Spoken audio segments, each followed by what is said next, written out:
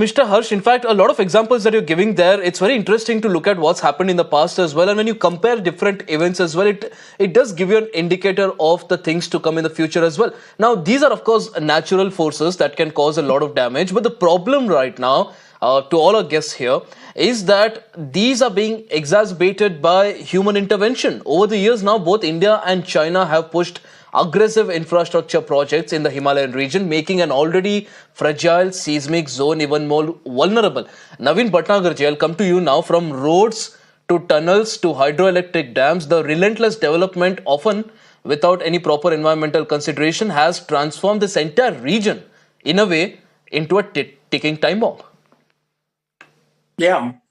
So people should learn the experiences and the actions, whatever it happened in the past. So, but in this area, especially when everybody knows that it is in the seismic zone 4 and highly vulnerable to for this such type of devastation already happened, as my one of friend was telling since long.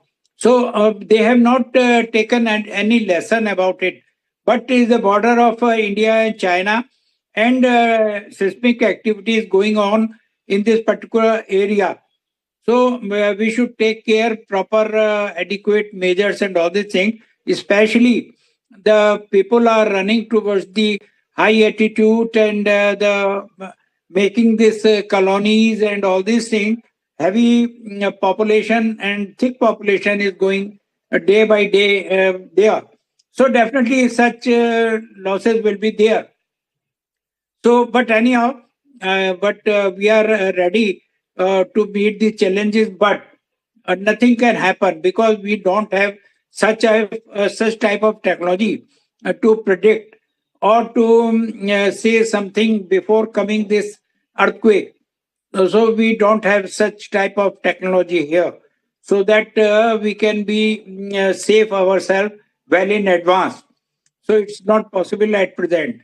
But anyhow, our as Right. per in India, our NDRF is very much experienced and have the proper equipments for the rescue operation. Yeah, Right. Mr. please. Bhatnagar, a very interesting point that you're making there, that what happens is the entire rescue operation becomes challenging. Now, let's also talk about the players who are involved in all this. Now, China's disregard for environmental impact assessment and its reckless development in these fragile areas have worsened the region's vulnerability to both earthquakes as well as secondary disasters like landslides and floods. This is the point where I get in Amar Pradhan, who's of course joining us from Nepal right now. Mr. Pradhan, you of course tracked the development between Nepal and China for a long time. All the projects that are ongoing for many reasons.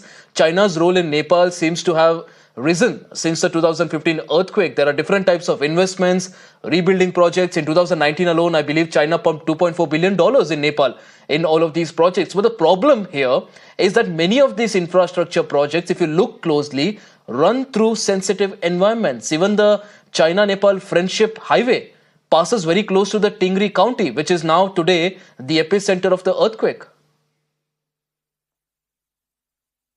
Yes, Ashish, there has been many development works carried out by China that is very near to the Nepali border side.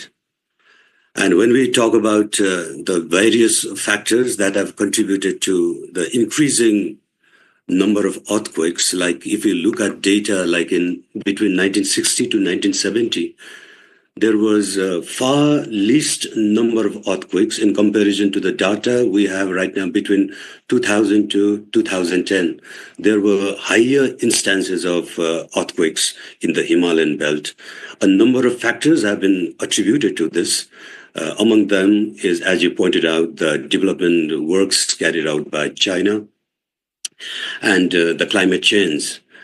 We in Nepal, to be honest, it's our say bad luck that we haven't have very good leaders as our leaders have been they were more focused in this internal power games, and they have not been able to look after these major issues like earthquake.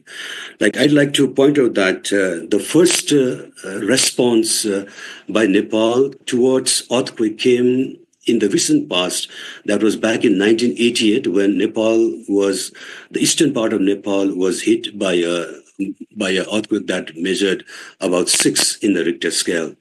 And that was the first time that Nepali authority here, they started making some kind of plans how to deal with the earthquake, and the programs and the plans that the Nepali leaders made was rather a response rather than the preparedness. And recently we had this Natural Calamity Relief Act, which was about after this 2015 earthquake, which has Mr. Pradhan,